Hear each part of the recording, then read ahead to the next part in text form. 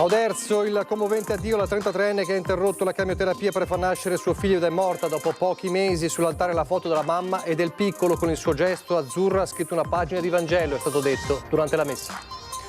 Al momento i carabinieri escludono responsabilità di terzi nel caso della farmacista trovata agonizzante a Colle Umberto. L'ipotesi principale resta quella del malore. La giovane si è ripresa in questi giorni. Omicidio di Fiera, questa volta è andata bene a voi, ma la prossima vi ammazziamo tutti. Una minaccia lanciata niente meno che in tribunale dai parenti della vittima a uno degli imputati dell'efferato delitto. 6 anni a testa per il 19enne e il 20enne accusati di aver sequestrato e rapinato dei presunti pedofili in un casolare di Vedelago. Oggi la sentenza di primo grado. Grave incidente a Ormelle, il camionista perde il controllo della betoniera e finisce fuori strada, traffico paralizzato, l'uomo in ospedale in serie condizioni.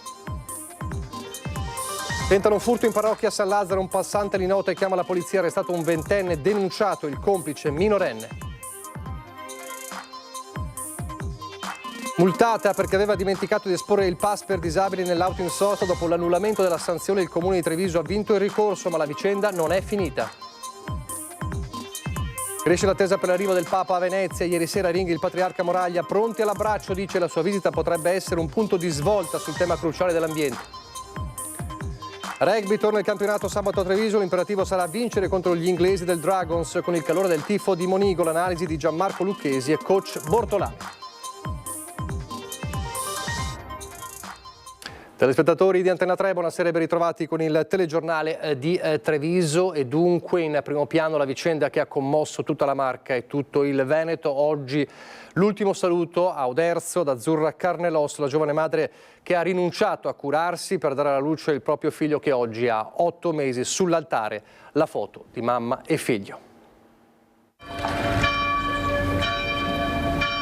Lo sguardo di amore e tenerezza, le mani che accolgono, la consapevolezza forse di custodire già nel proprio cuore una terribile verità. Questo scatto che campeggia sull'altare del Duomo di Oderzo racconta la forza di una scelta, l'amore di una madre che antepone il proprio figlio a tutto, anche alla sua sopravvivenza. Nel giorno dell'ultimo saluto ad Azzurra Carnelos, la giovane madre che rinunciò a curare il tumore che si era ripresentato nella sua vita per dare alla luce il piccolo Antonio, il Duomo di Oderzo fa fatica a contenere tutte le persone.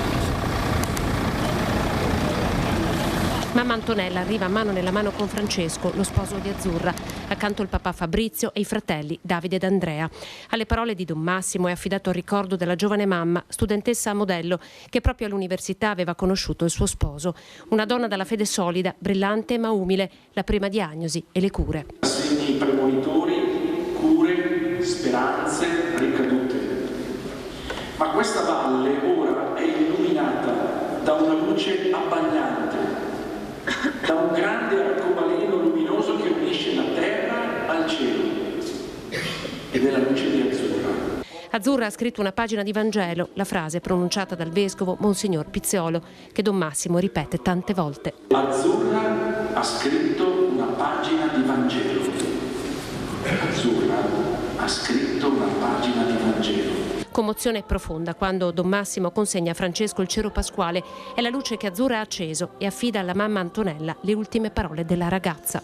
Insegna tu le preghiere ad Antonio e poi lascia fare a Francesco, che ci sa fare. Ci pensa Francesco. È un'amica a ricordarla alla fine della funzione. Ci mancherai infinitamente, Alza, ma so che tu continuerai ad essere qui con noi per trasmetterci la tua tenerezza, la tua gentilezza e il tuo sorriso. La bara di colore chiaro, sopra rose bianche ed un cuscino di rose rosse a forma di cuore. Fuori dalla chiesa la foto di Azzurra che felice ha raggiunto la vetta. Accanto una cassettina per le offerte. Saranno devolute al reparto di neonatologia dell'ospedale di Treviso. Azzurra avrebbe compiuto domani 34 anni. Non c'è amore più grande che dare la vita. Con queste parole Don Massimo accompagna la giovane mamma nell'ultimo viaggio.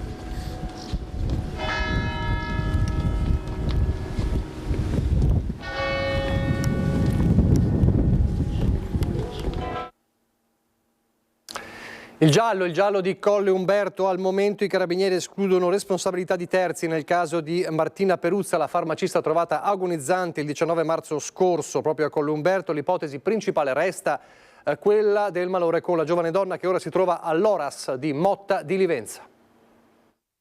Per non lasciare nulla di intentato, i carabinieri sono ritornati alla galleria commerciale Bennett di Colle Umberto, dove il 19 marzo scorso, verso l'orario di chiusura, Martina Peruzza era stata ritrovata riversa a terra in una chiazza di sangue all'interno della parafarmacia dove prestava servizio. Fin da subito si è pensato a un malore e alla conseguente caduta. La donna, 34 anni, dopo aver lottato per la vita, si trova ricoverata all'Oras di Motta di Livenza, attorniata dall'affetto dei familiari che però negli ultimi giorni hanno sollevato dei dubbi. Sicuri sia stato davvero un malore? Ha chiesto il padre della 34enne carabinieri di Vittorio Veneto, mentre uno zio ha ipotizzato si potesse trattare di una caduta conseguente a un'aggressione, visto anche quanto successo sabato scorso all'interno della galleria commerciale, dove uno straniero è stato bloccato con un taser dopo essere andato in escandescenze. E questo senza contare le 2 rapine avvenute in farmacia Castelfranco e Paese nelle ultime settimane. I carabinieri dunque hanno avviato ulteriori verifiche, ma da una prima ricognizione non emergerebbero elementi che mettano in evidenza la responsabilità di terzi. Chi ha soccorso la donna riferisce di ambienti integri. La stessa ULSS ribadisce il primo referto della neurochirurgia, quadro compatibile con malore e caduta. Capitolo a parte quello della videosorveglianza. Non è chiaro se la zona del ritrovamento sia coperta o meno.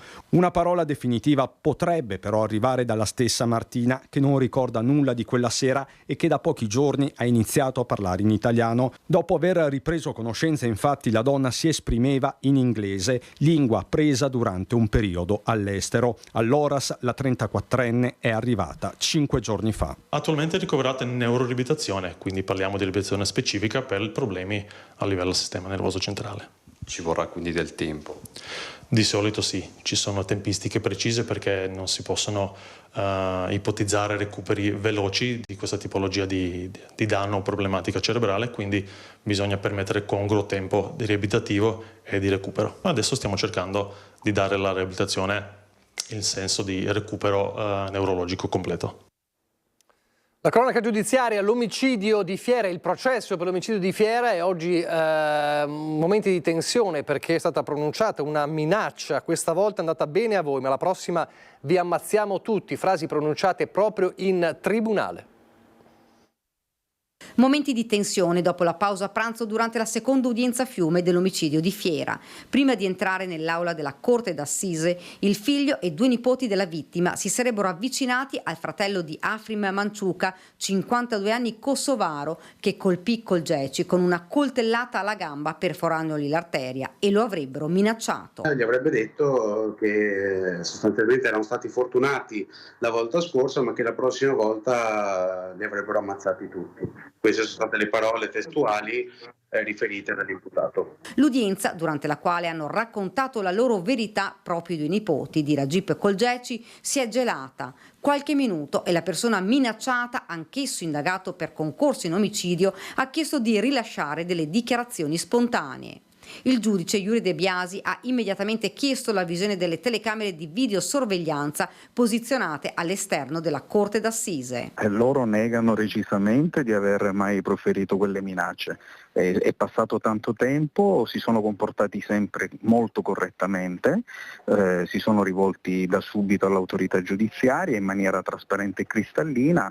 Non penso che se avessero voluto minacciare avrebbero atteso oltre 1 anno e mezzo, l'avrebbero fatto in una sede di tribunale. Ora i 3 dell'altra fazione, quella legata alla vittima, rischiano di essere indagati per minacce, un fatto grave. Fatto evidentemente grave che se dovesse risultare accertato appare dimostrativo della personalità di tutti i soggetti coinvolti. In udienza i 2 nipoti della vittima hanno ripercorso quel drammatico giorno, hanno raccontato di essere caduti in una trappola la sera del 12 ottobre 2022 quando scoppiò la mega rissa e venne ucciso Colgeci. I nipoti hanno spiegato di essere arrivati al bar La Muda in viale 4 novembre per calmare gli animi, ma sarebbero stati aggrediti da Afrim Manciuca, 52 anni, kosovaro, e dal connazionale 33enne Valmil Gashi, arrivati in forza con parenti ed amici.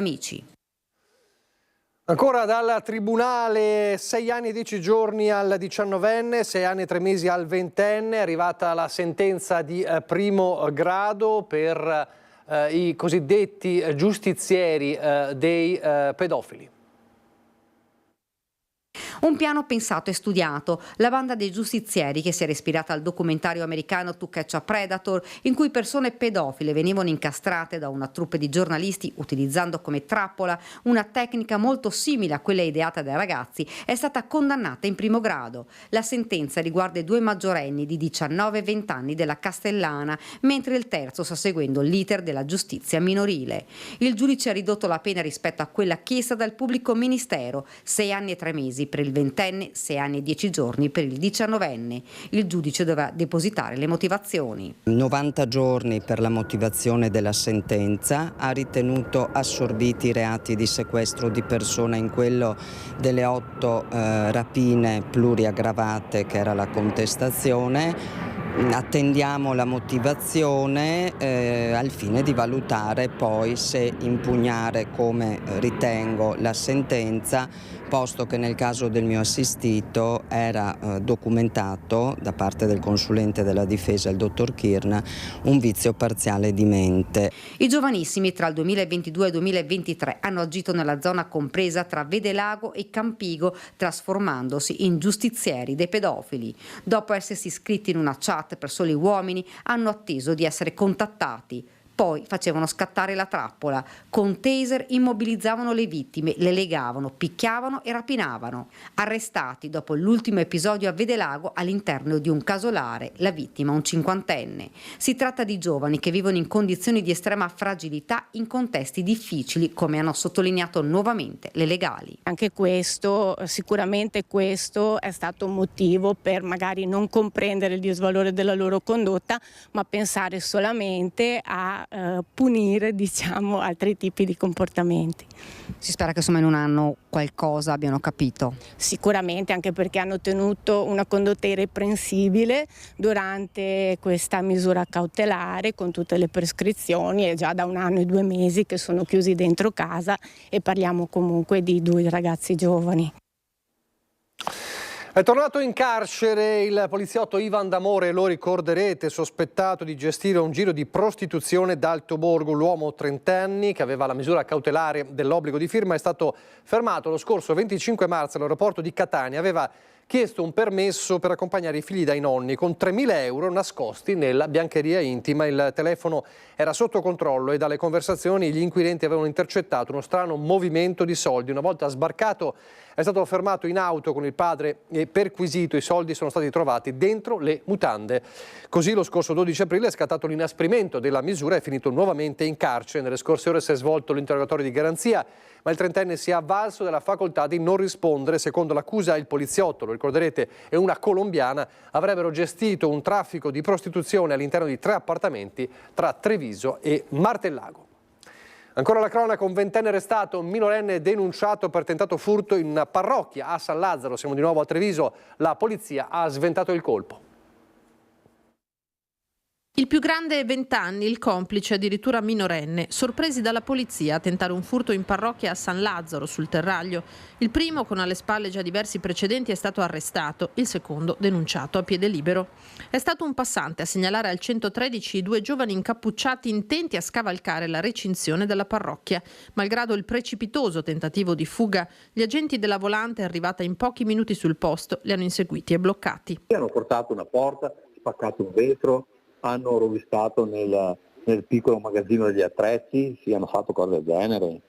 Cioè non è accaduto nulla di grave, però il grave è che sono persone che questi due ragazzi che abitualmente entrano saltando il cancello e fanno atti di vandalismo. È un dispiacere, dice Don Mariano, da parroco e da educatore, vista la sua lunga esperienza come rettore del Collegio Pio X, che vengano prese di mira chiese canoniche e che a farlo siano dei giovanissimi. Ma sono ragazzi che da molto tempo sono conosciuti e anche sembra che siano difficilmente rimediabili, perciò vivono un po' così. All'interno degli zaini la polizia ha trovato e sequestrato una decina di arnesi da scasso. L'arrestato ha consegnato spontaneamente il lucchetto reciso di uno dei locali della parrocchia che aveva ancora in tasca.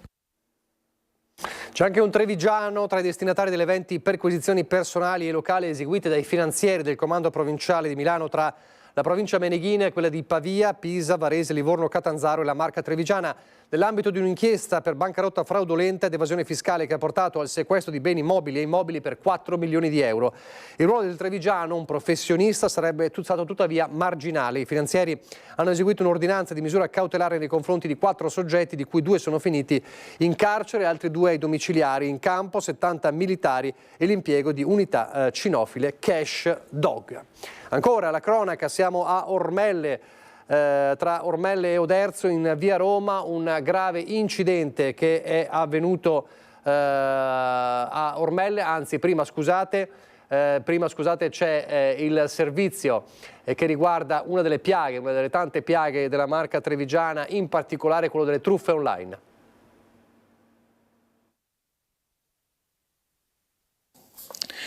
L'affare in digitale a volte può truffare.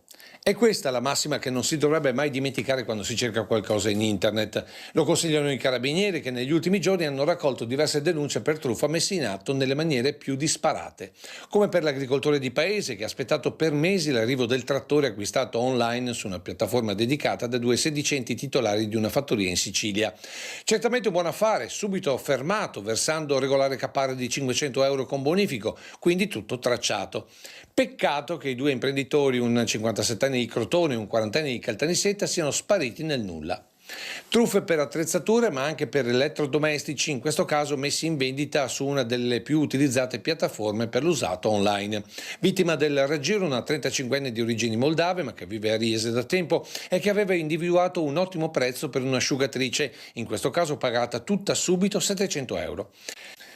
Anche in questo caso dopo il bonifico il nulla, o meglio passaggio in caserma dei carabinieri nel tentativo di recuperare i soldi versati ad un cosentino 41enne che dal giorno del versamento non risponde più al telefono.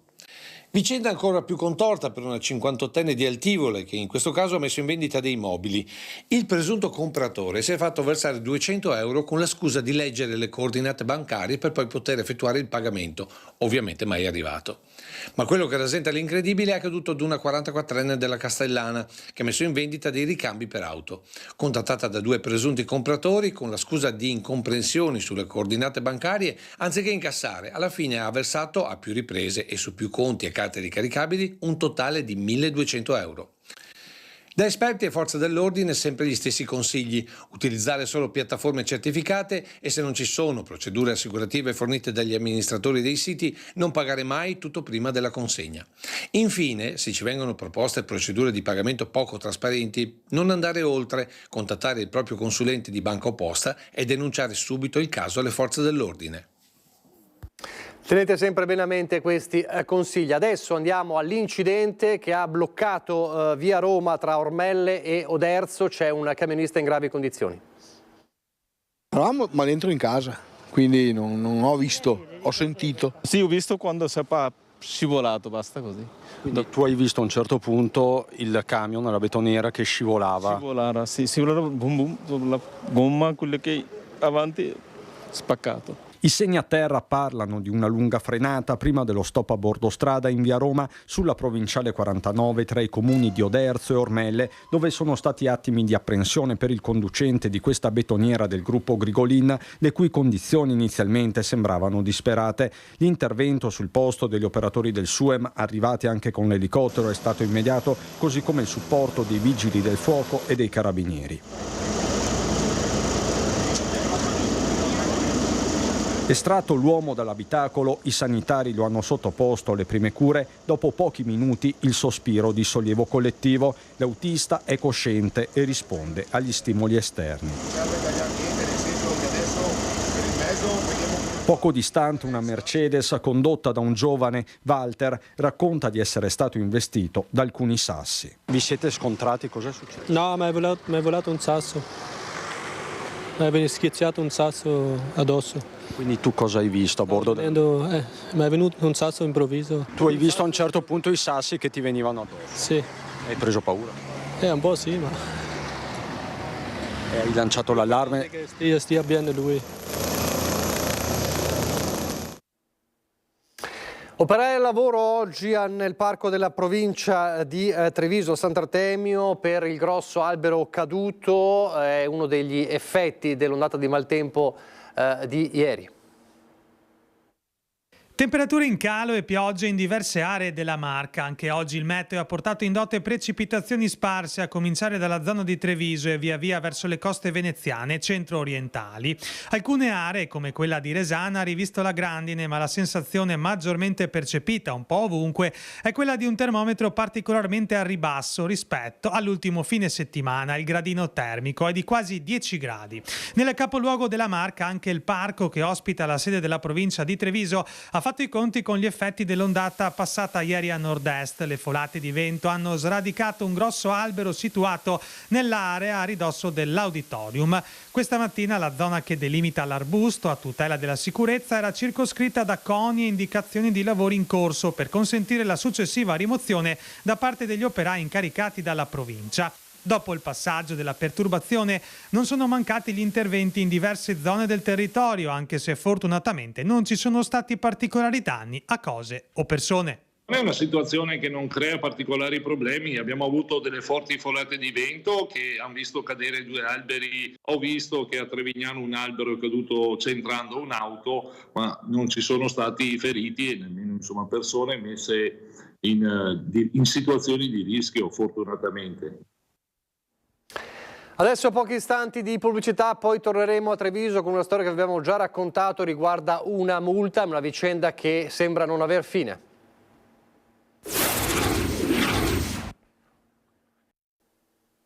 Rieccoci in diretta con il telegiornale di Treviso. Allora torniamo a parlare, come dicevamo prima, della pubblicità, di una vicenda che avevamo già raccontato in diverse tappe, la vicenda di una donna che è stata multata perché aveva dimenticato di esporre il pass per disabili nell'auto in sosta a Treviso, dimenticato per problemi di salute. L'ultima puntata di questa vicenda aveva visto annullare questa sanzione del giudice di pace, ma il comune ha fatto ricorso e ha vinto, eppure la vicenda non è ancora finita.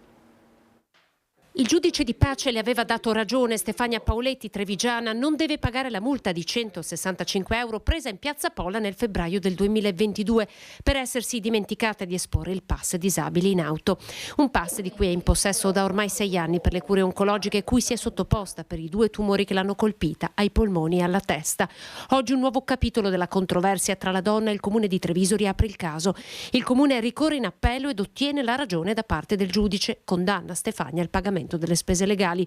La donna, sostenuta dall'avvocato Fabio Capraro, decide di ricorrere in Cassazione. Un principio, visto che io sono invalida ormai da 6 anni, facendo la terapia oncologica 2 volte al mese, quindi credo di avere la titolarità di poter parcheggiare negli invalidi. Io in questa causa ci tengo in maniera particolare, come dicevo prima, visto che mio padre era invalido di guerra e si è battuto una vita per i posti auto per gli invalidi, e nel caso in questione non si trattava del furbetto del quartiere, è una signora che purtroppo per lei ha il pieno titolo per occupare quel posto. Dalla sua l'avvocato porta la circolare del Ministero dell'Interno datata 1999.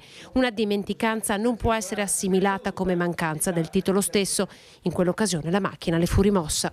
Dopo aver saputo che telematicamente potevano verificare il proprietario di quell'auto, cioè la trovo veramente una cosa assurda portarmela via. Io ho pensato che me l'avessero rubata. Decisa a portare avanti la causa anche l'associazione Anglat Treviso, che ha proposto una raccolta fondi per aiutare la donna. Chiunque voglia farlo, 10 centesimi, basta andare dentro nel sito Anglat Treviso, lo può fare col bonifico, passare da noi, come vuole. Mi dispiace per la signora e anche per Treviso. Sulla vicenda, sul contenzioso interviene in queste ore anche il comandante della polizia locale Andrea Gallo, che dice necessario prima di tutto attendere le motivazioni della sentenza. Se la signora, come ha preannunciato, vorrà ricorrere in Cassazione è un suo diritto, continua il comandante, ma la sentenza di secondo grado ha ristabilito la verità che fin da subito il comando ha difeso. Secondo consolidata giurisprudenza, la mancata esposizione del pass per i disabili corrisponde all'assenza del presupposto per utilizzare gli stalli riservati. Peraltro, conclude Gallo, molto spesso giungono al comando segnalazioni da parte di persone con disabilità che rilevano sui posti a loro riservati la presenza di auto che non espongono il pass. Così il comandante Andrea Gallo sulla vicenda che, come dicevamo, non è conclusa. E poi c'è di questa mattina un incontro a Casugana tra il sindaco Conte e alcuni rappresentanti dell'Associazione per la tutela ambiente tra Treviso e Casier, che hanno consegnato oltre 600 firme per una passerella sul Sile a ridosso del ponte della Gobba. Siete stati dentro quasi 3/4 d'ora, avete parlato anche di Terraglio Est? No, il Terraglio Est non ne abbiamo parlato, anche se è sempre nei nostri cuori e nelle nostre preoccupazioni. Niente Terraglio Est questa mattina nell'incontro tra sindaco e rappresentanti dell'associazione simbolo della lotta contro l'attuale progetto di completamento della complementare alla storica via tra Treviso e Mestre. Del resto l'appuntamento mattiniero a Casugana era fissato unicamente per questo progetto di passerella sul Sile tra Restera e ex deposito MOM di via Polveriera. Allegati ai disegni oltre 600 firme raccolte in pochi giorni. Noi spingiamo perché questa sia realizzata dalla parte della città, per capirsi, quindi dalla parte della centrale elettrica, in modo che sia facilmente visibile e usufruibile da chi frequenta e percorre la zona del PUT. Una realizzazione attesa da anni e che dovrebbe avere un'accelerazione con il nuovo cafoncello e la conversione dell'ex parcheggio della MOM in area verde. E quindi con circa 400-500 metri di pista avremo un collegamento diretto tra la zona dell'ospedale e praticamente il centro storico. Proposta non solo accolta ma promossa dal sindaco Conte. Di fatto va a rafforzare un progetto che è già in corso da parte dell'amministrazione, quindi è bello quando c'è questa condivisione di obiettivi. Un ponte che quindi mette d'accordo tutti, ma non sul Terraglio Est, dove le posizioni sono più che mai distanti. Non possiamo che ribadire le nostre preoccupazioni, soprattutto in termini di traffico. Non vediamo aspetti positivi in quest'opera. Però siamo altrettanto convinti che questo progetto sia un progetto importante, che migliorerà la qualità della vita nel quartiere di Sant'Antonino e soprattutto ci consentirà, attraverso delle opere collaterali, di servire ulteriormente quello che per noi è un quartiere molto importante. Parliamo del divario retributivo di genere. La Marca trevigiana è al 34° posto tra le province italiane.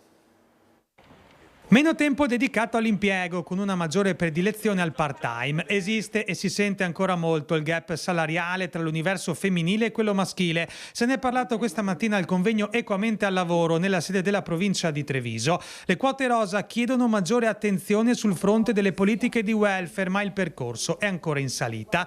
Nella Marca le differenze sussistono per le diverse categorie di appartenenza. Partendo dagli operai, la forbice si riduce, mentre aumenta fino ad arrivare al 24% quando si sale a livello dirigenziale. La nostra provincia come gender pay gap è collocata al 34° posto tra le province italiane. E è un dato che non è che ci fa molto onore e ci porta a riflettere anche sul fatto che i giovani preferiscono prestare la loro forza lavorativa, la loro professionalità nelle aziende vicine. In Veneto c'è un'apposita normativa per contrastare il fenomeno. È una legge importante anche per le misure che prevede per aiutare l'ingresso e il reingresso delle donne nel mondo del lavoro. Anche nelle professioni forensi la situazione merita una riflessione. Gli avvocati donne non hanno superato il numero degli avvocati uomini, però siamo molto vicini. Questo determina la necessità di una svolta nell'ambito della libera professione, soprattutto nella necessità di tutelare le donne, spesso lasciate per l'inesistenza di un welfare anche a livello nelle professioni libere. Cresce l'attesa anche della Marca, ovviamente, per l'arrivo del Papa a Venezia il 28 aprile, una giornata che Antena 3 seguirà con una lunga diretta non stop. Ieri sera a Ring il patriarca Moraglia ha detto: siamo pronti all'abbraccio, e la sua visita potrebbe essere un punto di svolta su un tema cruciale come quello dell'ambiente. Grazie al Papa, grazie ai giovani, grazie alle detenute, grazie alla città di Venezia, grazie alla Chiesa di Venezia e ai giovani del Triveneto che rappresenteranno le loro chiese. Quindi la parola molto semplice ma molto significativa è la parola grazie. Per il patriarca Moraglia, il giorno dopo la domenica storica sarà questo, un ringraziamento collettivo, il termine che meglio riassumerà la visita di Papa Francesco a Venezia. Ci si avvicina a grandi passi al 28 aprile, un evento epocale che Antenna 3 seguirà in diretta fin dalle prime ore del mattino per raccontarvi momento dopo momento l'abbraccio al pontefice. Un Santo Padre sofferente fisicamente, ma più combattivo che mai, come ha potuto constatare di persona lo stesso Monsignor Moraglia nella visita dei vescovi del Nord-Est a Roma 2 mesi fa. Un uomo che mi ha colpito e ha colpito molti, io direi tutti presenti, per la lucidità. Sembra veramente che nell'ultimo tempo abbia dato una marcia in più, ecco, alle sue giornate, ai suoi impegni. Dalla Giudecca e l'incontro con le detenute e gli artisti del padiglione della Santa Sede alla Biennale, all'abbraccio dei giovani alla salute, fino alla messa davanti a 10.000 persone a San Marco. Per il patriarca tutti momenti di grande emozione, uno in particolare. Io penso che i giovani ci stupiranno perché sapranno accogliere il Papa come sanno fare loro, e immagino che l'accesso dell'imbarcazione che arriverà verso le sponde, la ripa del campo della salute per poter consentire al Santo Padre di scendere in mezzo ai ragazzi sarà un momento veramente commovente. E poi l'Eucaristia nello scrigno unico al mondo di San Marco e la volontà del Papa di essere vicino alla gente. L'organizzazione, ecco, il Santo Padre hanno questa disponibilità a fare in modo che nel momento di arrivo e di partenza del Santo Padre ci possa essere anche un percorso che permetta a tutti, nell'ambito del possibile, qualunque è la loro posizione in piazza, di poter vedere da più vicino possibile il Santo Padre. Ma Francesco a Venezia significa anche dare una svolta al tema più caro per il pontefice, quello dell'ambiente, nella città che più di tutte è il simbolo della fragilità e dell'equilibrio. Credo che veramente Venezia possa essere un trampolino di lancio per pensare il presente e il futuro nel rispetto della creazione. Io penso che questa visita ha tutti i requisiti per poter essere un colpo di acceleratore circa queste tematiche. E adesso lo sport con il rugby, il ritorno del campionato sabato a Treviso a Monigo. Siamo tutti molto entusiasti e felici perché era importante per noi vincere e andare avanti in questa competizione, però comunque siamo focalizzati su ora il prossimo impegno, ma comunque il periodo duro che verrà, perché ogni partita sarà importante sia per il campionato e ovviamente in Coppa la semifinale. Messo in saccoccia il passaggio alle semifinali di Coppa, il Benetton torna a focalizzare la sua attenzione al campionato. Sabato pomeriggio alle 15 a Monigo arrivano i Dragons di Newport. Determinante, dice coach Bortolami, sarà dominare davanti. È una squadra che ha riposato nelle ultime 2 settimane, per cui arriveranno carichi di energia e sicuramente con la volontà di fare una grande partita. Ovviamente abbiamo speso tanto contro Connacht e ci saranno alcune novità nel 15 iniziale, ma l'obiettivo è proprio questo, è continuare a dare opportunità ai giocatori che hanno l'energia e la motivazione giusta e far recuperare chi ha speso di più. Siamo tante squadre vicine nel punteggio e ovviamente noi vogliamo giocare playoff quest'anno, quindi sappiamo che ogni partita sarà determinante e quindi cambia veramente poco, perché dobbiamo portare i risultati utili a casa ogni weekend se vogliamo raggiungere i nostri obiettivi. Contro gli inglesi, come sempre, 16° uomo in campo sarà il pubblico. Per noi è importantissimo giocare in casa e insomma è sempre bello, anche perché poi ci sono le famiglie, i tifosi si stanno sostenendo molto, quindi sì, è bellissimo. E adesso un salto nella vicina Pordenone, perché torna nel weekend la fiera del radioamatore. Per noi è importante presentare questo che è una passione degli italiani, partendo dal fatto che il motorismo storico è una cultura del nostro passato, il passato dell'Italia come costruttrice di veicoli d'epoca, camion, corriere, camper, trattori eccetera, e noi abbiamo voluto rappresentare in questo spaccato dell'Italia di un tempo quello che è stato la cosa più importante, la migliore, e quindi si vedranno auto, moto storiche piuttosto che trattori, corriere, camper e veicoli militari, ma anche barche che sono quelle che sono state le più importanti per il nostro passato, ma anche per il futuro di chi da collezionista segue questa passione e segue questa cultura, appunto per far vedere a chi non ha mai avuto la possibilità di vederlo in passato i nostri migliori prodotti. Rappresentazione di uno spaccato dell'Italia di un tempo che oggi non c'è più. Utilizza queste parole il presidente di Pordenone Fiere Renato Pugliatti nel presentare il weekend pordenonese che dal 19 al 21 aprile riempirà tutti e 9 i padiglioni della struttura nell'ambito della 58esima edizione della Fiera del Radioamatore Tech Expo, che al suo interno vedrà non solo l'appuntamento dedicato al settore dell'elettronica di consumo e informatica low cost, ma anche la seconda edizione di Alto Adriatico Motori d'Epoca, che sarà dedicata ai mezzi di trasporto storici con auto e moto assolute protagoniste. E non solo, perché ci sarà anche un evento dedicato al collezionismo militare e uno dedicato agli amanti della fotografia.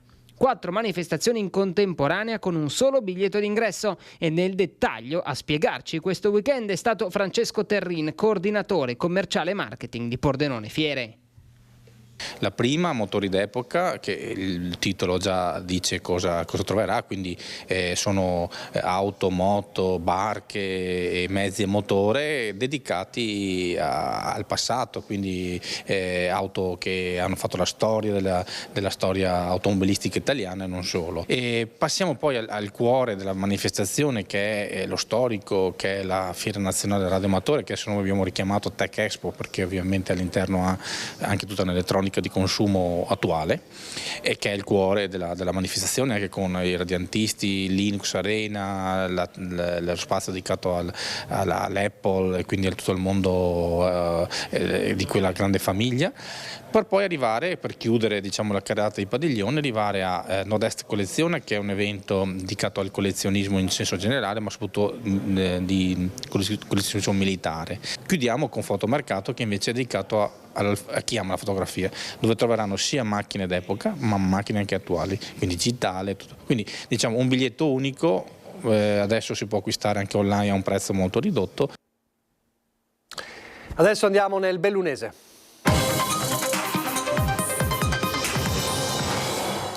Il voto a Palazzo Piloni sulla variante ex stazione di Cortina fa deflagrare gli auspici di compattezza espressi all'insediamento del nuovo Consiglio provinciale. Vediamo perché.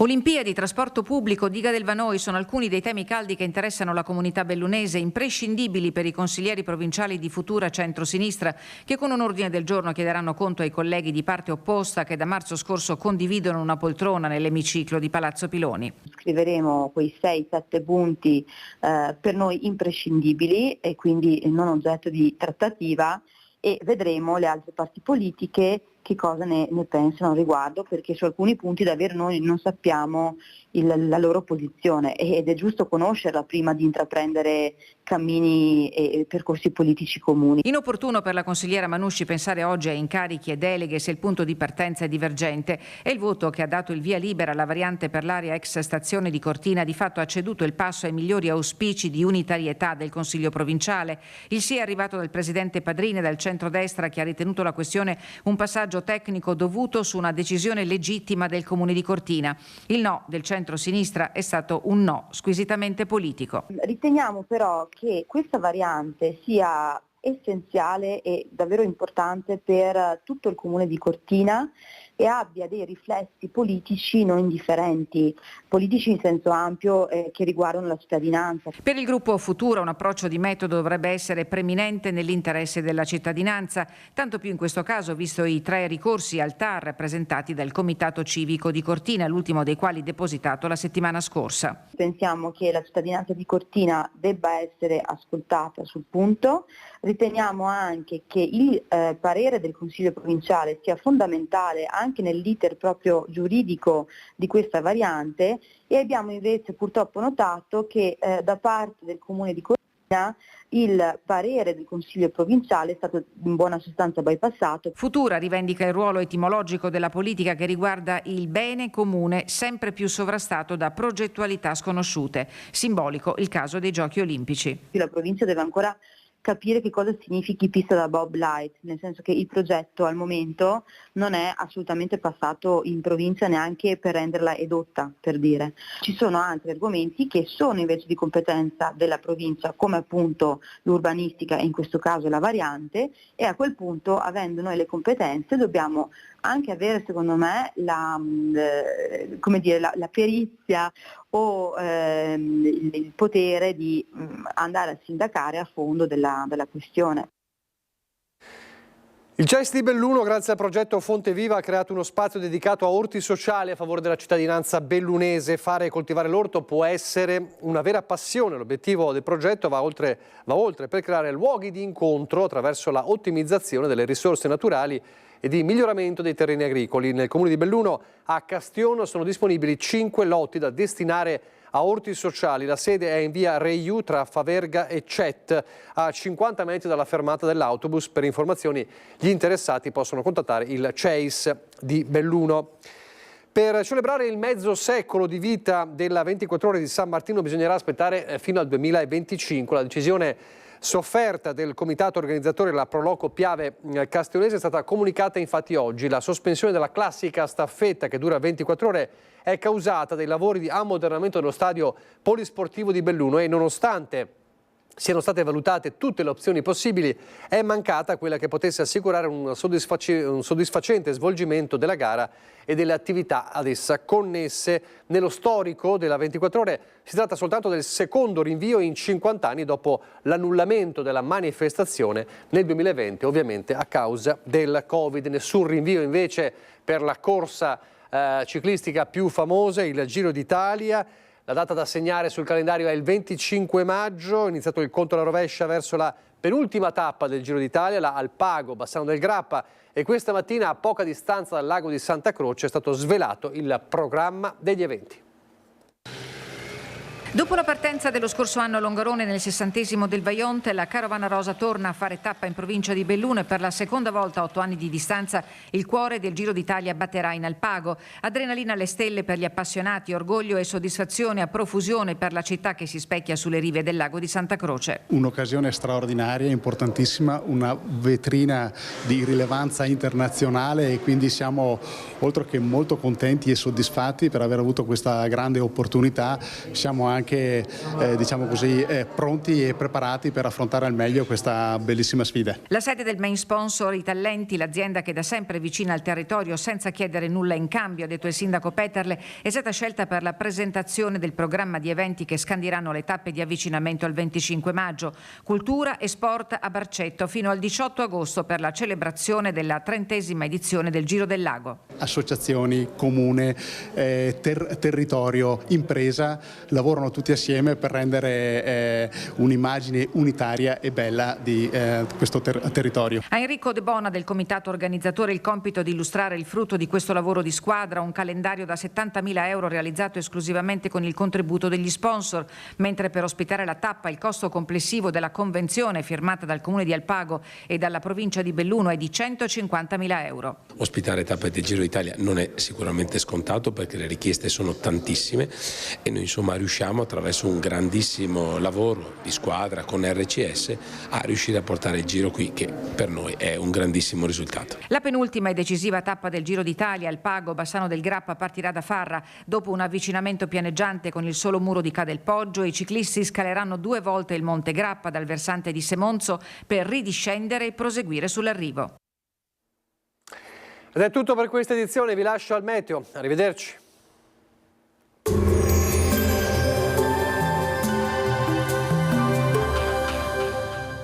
Entra nel mondo Lolato. Da oltre 40 anni un team di professionisti per migliorare la qualità della tua vita. Centro del piede con servizi di podologia. Laboratorio per la produzione di plantari e calzature su misura. Bentrovati al meteo. La circolazione atmosferica subisce importanti modifiche, arrivano diversi impulsi perturbati e aria di origine artica, dunque decisamente più freddo per la stagione dopo il caldo record degli ultimi giorni. Vediamo insieme i dettagli. Sul Veneto la grafica di giovedì 18 aprile evidenzia un tempo piuttosto instabile. Avremo infatti fenomeni sparsi e intermittenti, in esaurimento tuttavia entro la sera, limite della neve sui 1200-1500 metri. Temperature in calo, minime tra 4 e 8 gradi, massime tra 11 e 15 gradi. Spostiamoci ora sul Friuli Venezia Giulia. Anche in questo caso cielo nuvoloso e coperto, con la possibilità di qualche debole precipitazione locale, specie nel pomeriggio. Temperature minime tra 4 e 9 gradi, massime sui 13-16 gradi. Infine diamo uno sguardo alla situazione del Trentino Alto Adige. Sarà nuvoloso e tempo variabile, con possibili locali rovesci nelle ore pomeridiane. Temperature minime sui 5 gradi, massime intorno ai 13-14 gradi. Dal meteo di Antenna 3 per ora è tutto, grazie per l'attenzione. Arrivederci.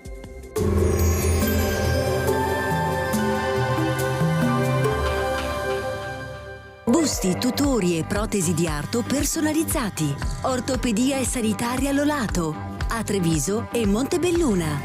Lolato, soluzioni per star bene.